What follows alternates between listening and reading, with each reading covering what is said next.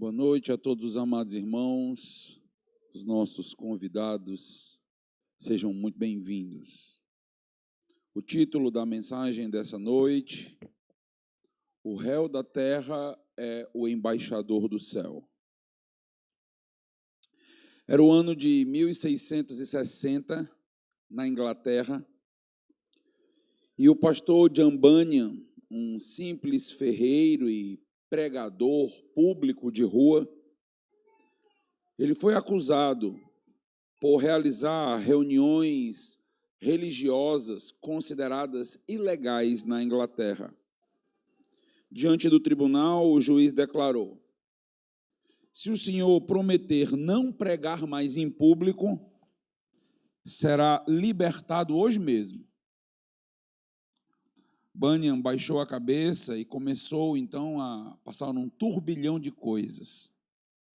Pensou na sua esposa doente e na sua filha chamada Maria, que nasceu cega. A sua família precisava muito da sua presença. A vida de sua filha corria risco por conta da falta de provisão, caso ele fosse preso. E depois de um tempo de silêncio, ele respondeu: se eu sair hoje, amanhã eu pregarei o evangelho. Ele passou 12 anos preso, longe da família, separado da sua filha, e foi naquela cela escura que surgiu uma das histórias mais impactantes e belas do cristianismo. O livro O Peregrino, que já tocou aí milhões de vidas pelo mundo. O juiz quis calar um homem, mas Deus fez ecoar ainda mais voz por gerações e gerações. E até hoje nós falamos desta obra. O réu da terra se tornou, mais uma vez, um embaixador do céu. E é exatamente isso que nós vemos no livro de Atos, capítulo de número 25. Um apóstolo algemado, diante de reis, diante de governadores, mas, na verdade, um julgamento terreno sendo usado para revelar uma agenda celestial. Abra sua Bíblia no livro de Atos, capítulo de número 25, e vamos ler a partir do versículo 13.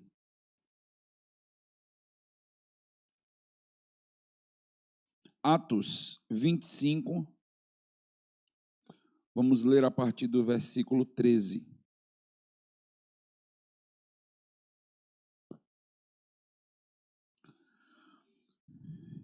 Atos 25, verso 13, diz assim a palavra do nosso Deus. Passado alguns dias, o rei Agripa e Berenice chegaram a Cesareia, a fim de saudar Festo. Como se demorasse ali alguns dias, Festo expôs ao rei o caso de Paulo, dizendo: Félix deixou aqui preso certo homem, a respeito de quem os principais sacerdotes e os anciãos dos judeus apresentaram queixa quando eu estive em Jerusalém, pedindo que o condenasse. Eu lhes disse que não é costume dos romanos condenar quem quer que seja, sem que o acusado tenha presentes os seus acusadores e possa defender-se da acusação. Assim, quando eles vieram para cá, sem nenhuma demora, no dia seguinte, assentando-me no tribunal, determinei que o homem fosse trazido. Levantando-se os acusadores, não mencionaram nenhum dos crimes de que eu suspeitava. Traziam contra ele algumas questões referentes à sua própria religião, e particularmente a certo morto, chamado Jesus, que Paulo afirma estar vivo. Estando eu perplexo quanto ao modo de investigar estas coisas, perguntei-lhe se queria ir a Jerusalém para ali ser julgado a respeito disso. Mas havendo Paulo apelado para que ficasse em custódia para o julgamento de César, ordenei que o acusado continuasse detido até que o enviasse a César. Então Agripa disse a Festo: eu também gostaria de ouvir esse homem. Festo respondeu: amanhã você poderá ouvi-lo. De fato, no dia seguinte, vindo Agripa e Berenice com grande pompa, tendo eles entrado na sala de audiência, juntamente com oficiais superiores e homens eminentes da cidade, Paulo foi trazido por ordem de Festo. Então Festo disse: Rei Agripa e todos os senhores aqui presentes, vejam este homem, por causa de quem toda a multidão dos judeus recorreu a mim, tanto em Jerusalém como aqui, clamando que não convinha que ele vivesse mais. Porém, eu achei que ele não tinha feito nada que fosse passível de morte. Entretanto, tendo ele apelado para o imperador, resolvi mandá-lo para lá. No entanto, a respeito dele, nada tenho de mais concreto que possa escrever ao imperador. Por isso, eu o trouxe à presença dos senhores, e especialmente à sua presença, ó rei Agripa, para que, feita a arguição, eu tenha alguma coisa que escrever. Porque não me parece razoável enviar um preso, sem mencionar, ao mesmo tempo, as acusações que existem contra ele. Vamos orar. Deus amado, a tua palavra está aberta diante de nós, e o Senhor sempre nos ensina verdades profundas e edificantes. O nosso coração, ó Deus, está disposto a aprender. Vence as nossas barreiras de rebeldia e desobediência e nos dá ouvidos atentos àquilo que o teu Espírito Santo quer ensinar essa noite, em nome de Jesus. Amém.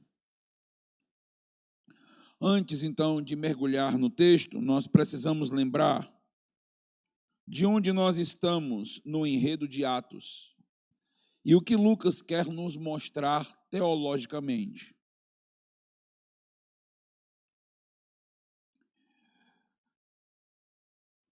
O livro de Atos, meus irmãos, não é apenas a história da igreja primitiva, a história do evangelho em movimento. Na realidade, é a história do Espírito Santo, levando a mensagem de Jerusalém até os confins da terra, de acordo com Atos 1 e 8. Cada capítulo mostra o reino de Deus avançando por meio da fraqueza dos servos de Deus. Paulo, neste ponto, já havia sido preso em Jerusalém. Paulo havia sofrido conspirações, passou por julgamentos diante de Félix, diante do governador Festo. E agora, aqui em Atos 25, Paulo apela para César. O que significa?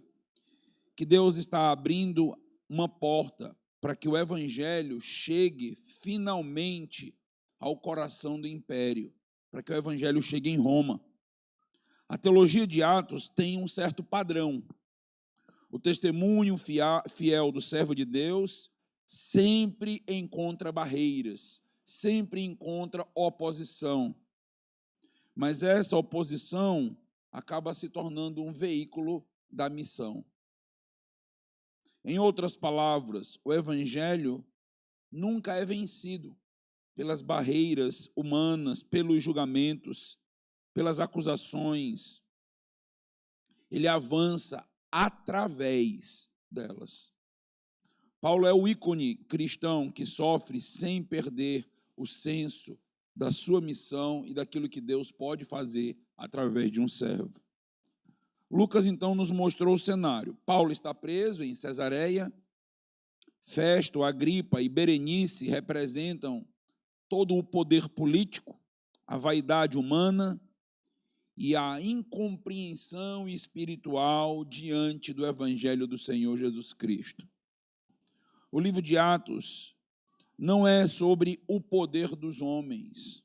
O livro de Atos é sobre o poder de Deus que conduz a história, pelas mãos de quem parece frágil, fraco e derrotado, mas é fiel ao Senhor. É aqui, entre prisões e palácios, que se revela o mistério da soberania divina. O homem preso, ele na verdade é um missionário livre, o evangelho está se espalhando. O império que julga, meus irmãos, é o grande palco da obra missionária. E o trono da terra, os governantes, juízes e reis, acaba sendo confrontado pelo trono celestial.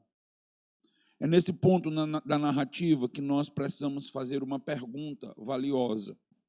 Como Deus age quando o mundo parece dominar, quando a injustiça parece prevalecer, quando o servo de Cristo é julgado por causas que ele nem sequer consegue entender? Nós queremos responder essa pergunta passo a passo pelo texto e mostrando para os amados irmãos 3 aspectos da glória de Deus que se revela. O primeiro aspecto da glória de Deus que surge, nós vamos notar dos versículos 13 a 21. Quando os reis se exaltam, Deus revela quem realmente reina. O texto começa com uma visita de cortesia política. Versículo 13. Passado alguns dias, o rei Agripa e Berenice chegaram a Cesareia para saudar Festo. Nós estamos falando aqui de Agripa II, que seria o bisneto, então, do rei Herodes, que nós conhecemos bem. Aquele que tentou matar Jesus, ainda quando criança. Ele chegou acompanhado de Berenice. Berenice seria sua irmã. E estava envolto que ele estaria em um relacionamento incestuoso. Flávio Josefo levanta, então, esta possibilidade de Agripa. Eles, então, estariam representando ali o mundo da pompa, da promiscuidade, da vaidade, da carnalidade e do poder humano. Festo, então, o novo governador romano, que assume no lugar de Félix, recebendo, então, a realeza, ele deseja impressionar. Isso, meus irmãos, é típico do jogo político, né? Aparências e alianças da corte. Deus tem um outro propósito. Deus vai se utilizar daquela reunião política casual como parte do seu plano soberano para fazer com que mais um passo seja dado para que Paulo chegue em Roma.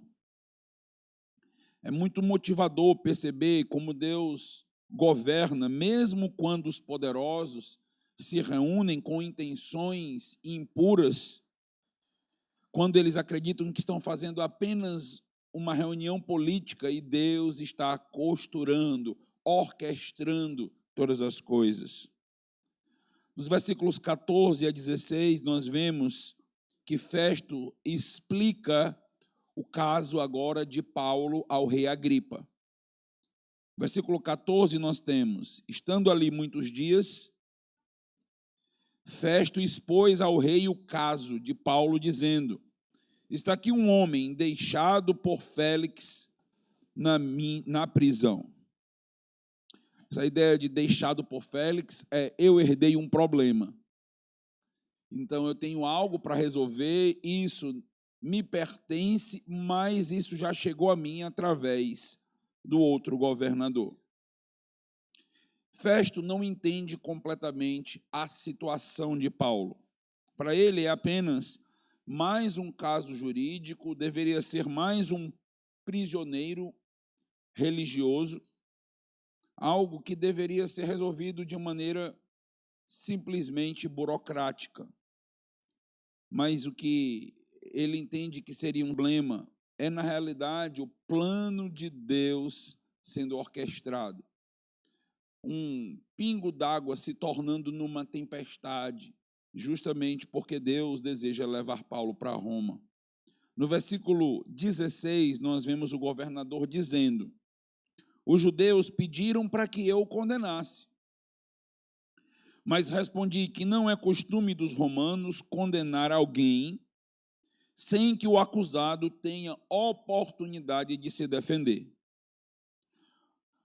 É interessante notar, meus irmãos, que até a estrutura legal de Roma, mesmo sendo pagã, está sendo usada nesse momento por Deus para proteger Paulo.